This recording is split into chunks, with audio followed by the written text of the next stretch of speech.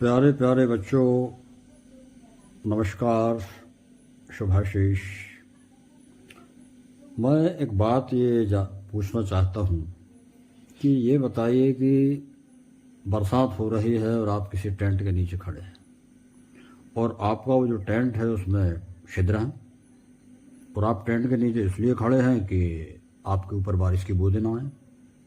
तो क्या ये संभव है कि आप जिस टेंट के नीचे खड़े हैं और उसमें छिद्र हैं तो आप क्या बारिश से बच पाएंगे?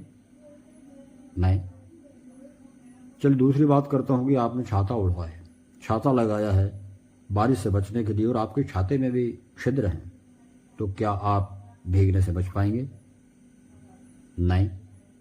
अच्छा चलिए अब एक चीज़ और बताइए, मान लो आपने छाता लगाया है, ये छाता बरसात में ना लगा के आपने गर्मी में लगाया है, बहुत तेज़ धूप है, चिलमिलाती धूप है और उससे बचने के लिए आपने छाता ओढ़ रखा है, पर उस छाते में भी छिद्र हैं और जहाँ तहाँ से सूर्य की किरणें उसमें प्रवेश कर रही हैं, तो क्या आप तपन से, गर्मी से बच पाएंगे?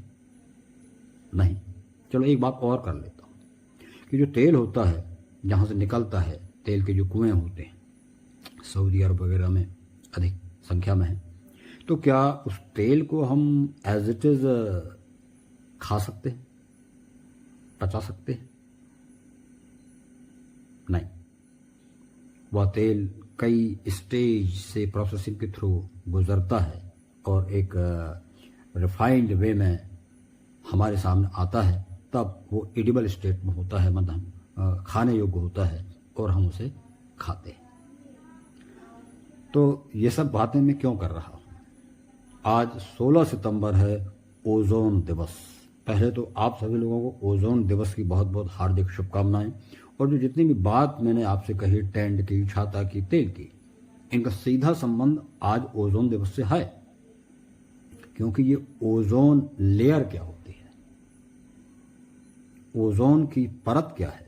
ये ओजोन की परत भी वैसा ही काम करती है जैसा कि छाता काम करता है, जैसा कि टेंट काम करता है। और जो सूर्य की जो वास्तविक किरणें होती हैं, मूल किरणें होती हैं, वो उसी प्रकार से हमारे लिए ग्राह्य नहीं होती जिस तरह से कच्चा तेल। पर विगत कुछ वर्षों से, जैसा कि वैज्ञानिकों ने ये खोज निकाला है कि ये जो ओजोन की लेयर वायुमंडल में लगभग 10 किलोमीटर से 40 किलोमीटर तक फैली हुई है, ये हमारे लिए रक्षा कवच का काम करती है, पर इसमें छिद्र हो गए हैं और इस छिद्र के परिणाम सूर्य की जो खतरनाक पराबैंगनी किरणें हैं, ये सीधे पृथ्वी पर प्रवेश करने लगी हैं, जो कि हमारे लिए कई दृष्टि से हानिकारक है और कई बीमारियों की ये जननी है। तो मित्रों, आज दिनों दिन टेम्परेचर बढ़ रहा है, गर्मी बढ़ रही है, ये उसका कारण यही है कि हमारी जो ओजोन परत, जो कि विगत कुछ वर्षों तक पूर्णतया पराबैंगनी किरणों को रोक लेती थी, प्रोटेक्ट कर लेती थी, आज प्रदूषण के कारण उसमें छिद्र होने लगे हैं और अल्ट्रावायलेट जो किरणें हैं, पराबैंगनी जो किरणें हैं, वो पृथ्वी पर आने लगी हैं।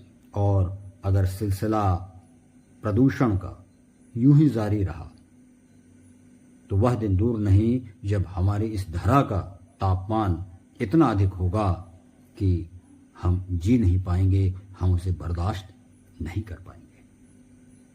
तो ओजोन दिवस पर हमें यह समझने की ज़रूरत है, हमें यह जन जागरण फैलाने की ज़रूरत है कि हम किसी भी प्रकार से प्रदूषण ना करें, चाहे वो जल का प्रदूषण हो, चाहे वो वायु का प्रदूषण हो।